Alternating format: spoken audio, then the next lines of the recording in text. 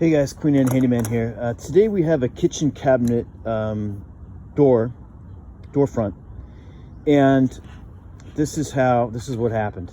The hinges are attached to it. I'm not sure if it got slammed or it opened too far and this snapped off, or you can see that was a glued joint at some point, but now it is in this shape. So now we got to put it back together. So what I'm going to do is I'm going to drill some holes using this machine. This machine has got a cut wheel in there that allows me to create a hole to fit these pucks. This is a size 20. You can see size 20. I got these at Home Depot. So what I'm going to do is put a bunch of these in here along that, and then on both sides I'll have to cut it. So I'm gonna put these together, make pencil marks, and then cut both sides, and then insert and glue these in, and then clamp it up, and it should be good to go in about 24 hours. So that's the job.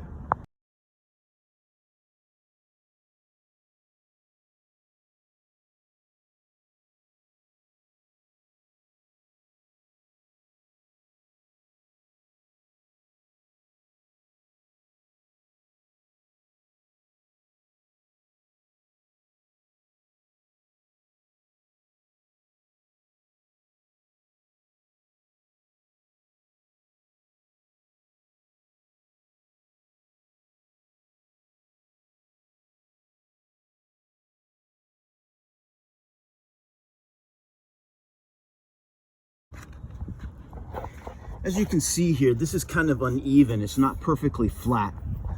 So it makes it hard for the pucks to be perfectly flat to fit. So what I had to do is I had to cut these down a little bit in order to make sure that these fit into those slots, and we have a nice tight bond here, and make sure that it's perfect so it looks exactly like this side.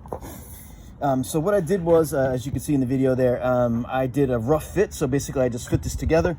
I put my clamps on and make sure that it does clamp nice and flat and it looks perfect. If not, you have to cut down some of your pucks to make sure that they will fit inside. So I had these top two I had to cut down a little bit. So now we're ready for the glue up. So we're just basically gonna glue, take some wood glue, and I like this wood glue. We're gonna glue everything in. We'll do one side first, we'll glue the second side, and then we'll clamp it together. When you are using this tool, and they call this a plate joiner, and when you're using it, you want to make sure that you have a nice, see I have a board down here that's nice and flat. You want to have a really flat surface, because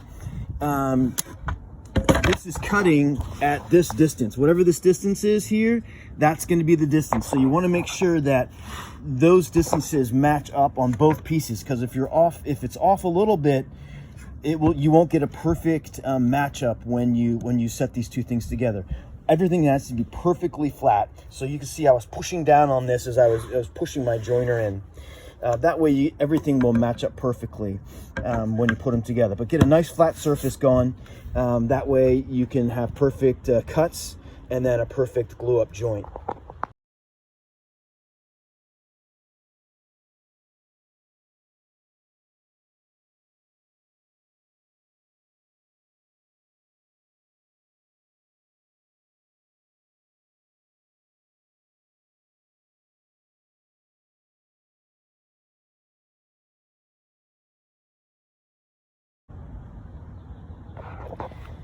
All right, so we've got 3 clamps on here.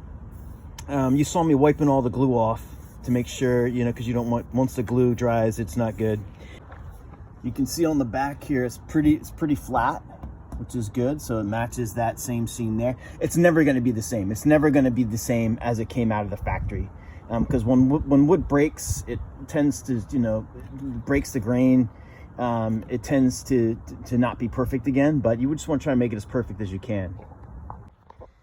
All right, so once you clamp it up, get your clamps on, get all the glue out of it, make sure there's no glue sticking on there, because then it's really difficult to get off after the fact. So get all the glue out, That's as good. See, it has a little bit of a ridge to it, and it's the same thing on the opposite side here. It does have the same ridge, so it is as perfect as it's gonna get.